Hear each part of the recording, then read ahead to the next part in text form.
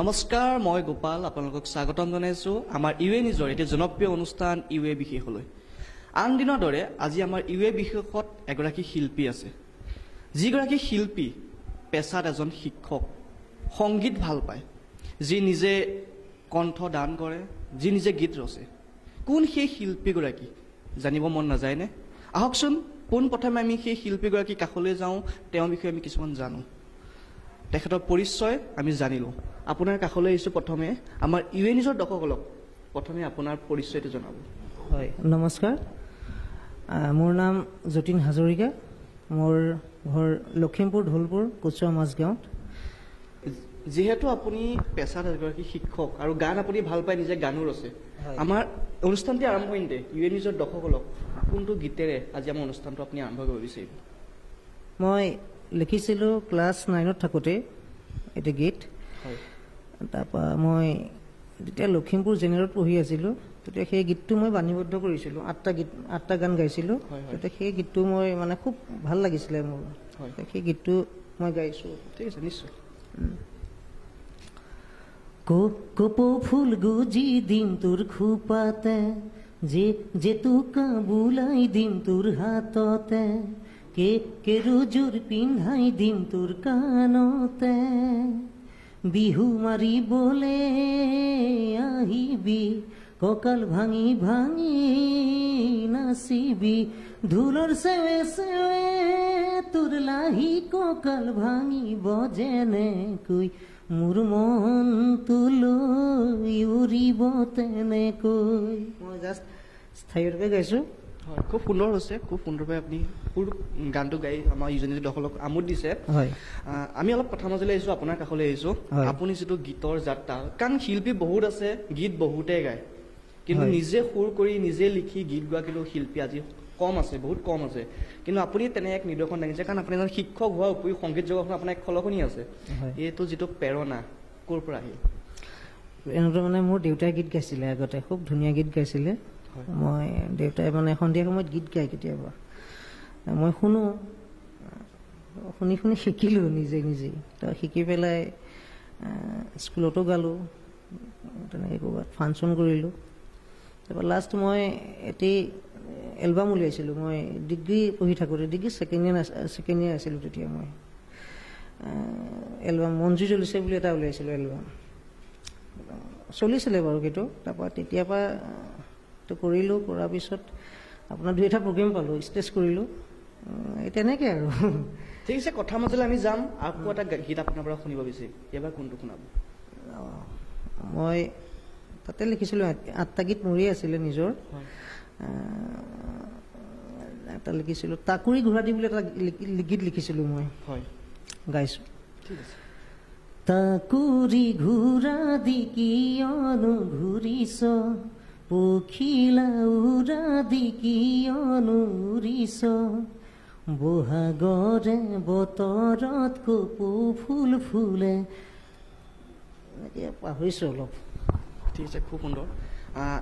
আপোনাক এষাৰ কথা সুধিব বিচাৰিছোঁ, কওক। কাৰণ আজি শিল্পী সমাজত যিসকলে গীত গায়, বহুতে বিভিন্ন শিল্পীক পৰা অনুপ্ৰেৰণা লয়। যদি মই আপোনাক সুধিওঁ, মইতো নুসুধো যে আপুনি কাৰ পৰা অনুপ্ৰেৰণা লৈছে, এইটো নুসুধো, কিন্তু মই আপোনাক এইটো সুধিব বিচাৰিছোঁ, আহি থকা ভৱিষ্যত সময়ত যদি যিসকল শিল্পী আছে, যিসকল আগুৱাই যাব বিচাৰিছে, তেখেতসকলে আপোনাৰ পৰা ল'বৰ পৰা কিবা অনুপ্ৰেৰণাৰ ক্ষেত্ৰত আপোনাৰ পৰিকল্পনা কেনেকুৱা?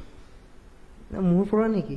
হয়, আপোনাৰ মোৰ পৰা কি ক'ম, মইতো তেনেকৈ ভবাই নাই মই শিল্পী বুলি। মই জাষ্ট ভাল লাগে, কেতিয়াবা গাওঁ, মই তেনেকৈ নাভাবোঁ। ঠিক আছে, আমি আৰু এটা গান শুনি লৈছোঁ, এইবাৰ কোনটো শুনাব? মই নিজৰে এটা গীত গাইছোঁ, এইটো নয়ন নিবানে এক্টিং কৰিছিলে। মোৰ নিজৰ কথা, সুৰ, সংগীত মোৰেই আছিলে, অসীমো কৰিছিলে অলপ, সেইটোকে গাইছোঁ। হা, ঠিক আছে।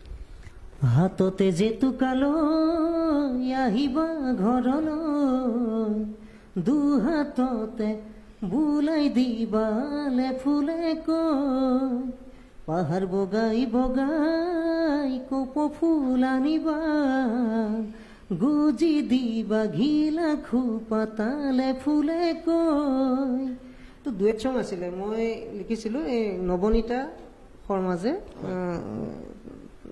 তেখেতেও গাইছিলোঁ মোৰ পাৰ্টটো মই গাই দিছোঁ দিছ বিহুতে আই লাভ ইউ জান কৈ দিম তোমাকে ফিক্স কৰিম দে মিছ গৈ তোমাক পাহৰি যাওঁ গানবিলাক ঠিক আছে আমি জানিব বিচাৰোঁ আপোনাৰ এটা নতুন গীত আহি আছে যিটো গীতৰ ওপৰত আপুনি পৰিকল্পনা কৰি আছে যিটো গীত আগবঢ়াই নিবৰ কাৰণে অতি কম দিনৰ ভিতৰত আপুনি দৰ্শকৰ মাজত গীতটো লৈ আহিব সেই গীতটোৰ বিষয়ে যদি অকণ আমাৰ ইউনিটৰ দৰ্শকক জনায় বা তাৰ যদি দুটা কলি যদি শুনাই ভাল লাগিব হয় মই এইটো গীত লিখিছিলোঁ আপোনাৰ 3 বছৰমান হ'ল লিখা মানে ভাবিছোঁ এতিয়া কৰিম বুলি আৰু মানে অলৰেডি হৈ গৈছে অলৰেডি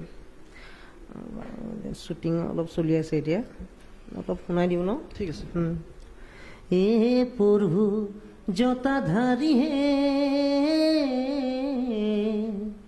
তোমাৰ প্ৰসাদৰ বিনে নৰহে জীৱন অন্য প্ৰসাদে দেহা মন জোৰাই তোমাৰ প্ৰসাদে মনত শান্তি বিলাই 3 কুটন 18 টিপা লগতে শিলিখা চাদা তেহে পাবা ভাঙৰে নিচা অ ভকত বাবাৰ বিনে সকলো মিছা অ প্ৰভু তুমি জগতৰ পিতা খুব সুন্দৰ হৈছে অতি সুন্দৰকৈ কণ্ঠদান কৰিছে থেংক ইউ আশা ৰাখিছোঁ ৰাইজে আপোনাৰ গীতটো আঁকোৱালি ল'ব ইয়াৰ নিজৰ দৰ্শকসকলক জনাব বিচাৰিছে অতি কম দিনৰ ভিতৰত যতীন হাজৰিকাৰ কণ্ঠত এটা নতুন গীত আহি আছে গতিকে সেই গীতসমূহ ৰাইজে যাতে আঁকোৱালি লয় তাৰ আমি কামনা কৰিছোঁ আমি তোমাৰ কাষলৈ আহিছোঁ তুমি নিজৰ গানৰ উপৰিও আৰু কাৰ গীত গোৱা জয়ন্ত হাজৰিকা ভাল পাওঁ ভূপেন হাজৰিকা ভাল পাওঁ এই মুহূৰ্তত তুমি নিজৰ দৰ্শকসকলক কাৰ গীত শুনাবা জয়ন্ত হাজৰিকাই শুনাই দিছোঁ ঠিক আছে আকলতি কলা লৰে কিশোৰে চিলনি তোৰ আগতে পৰে এইবাৰ মই জুবিনদাৰ গীত গাইছোঁ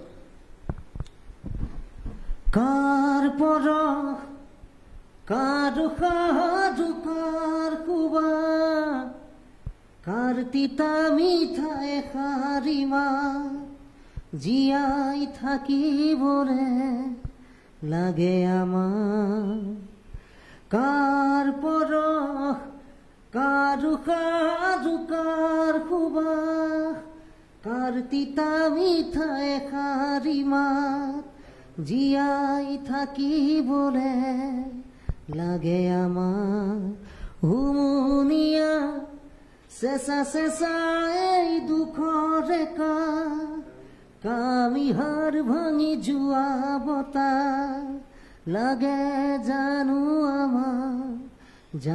আমাৰ বুজি চাগে পোৱা তুমি বুজি পাওঁচোন আমি লুইতৰ চাপৰিত কৰে নাৱৰীয়া বালিত ভাতে ৰান্ধি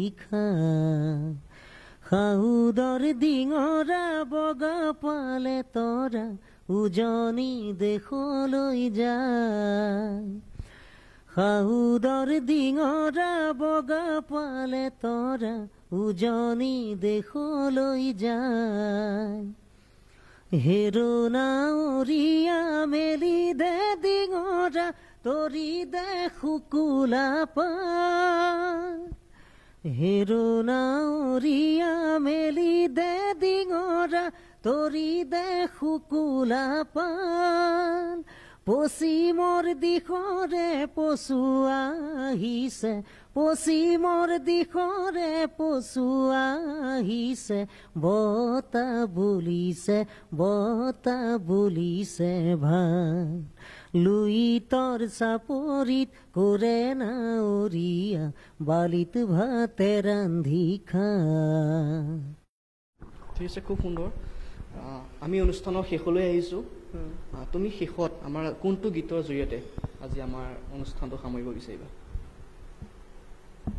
মই ভূপেন হাজৰিকাৰ এটি গীতে অকণমান গাই দিছোঁ ঠিক আছে অসম আমাৰ ৰূপহী গুণৰো নাই শেষ ভাৰতৰে পূৰ্ব দিশৰ সূৰ্য উঠা দেশ অসমীয়াই ৰূপহী গুণৰো নাই শেষ ভাৰতৰে পূৰ্ব দিশৰ সূৰ্য উঠা দেশ গোটেই জীৱন বিচাৰিলে অলে দিবক ৰাতি অসম দেশৰ দৰে নাপাওঁ ইমান ৰসাল মাটি থেংক ইউ প্ৰিয় দৰ্শকসকল, এয়া আছিল যতীন হাজৰিকা, যি আজি আপোনালোকক অতি সুন্দৰ সুন্দৰ গীত শুনালে। ভৱিষ্যত সময়ত আপোনালোকক পুনৰ ইউ এ নিউজত দেখা পোৱাৰ আশাৰে আজিলৈ আমাৰ অনুষ্ঠানটি ইমানতে সামৰণি মাৰিছোঁ। চাই থাকিব ইউ এ নিউজ। নমস্কাৰ।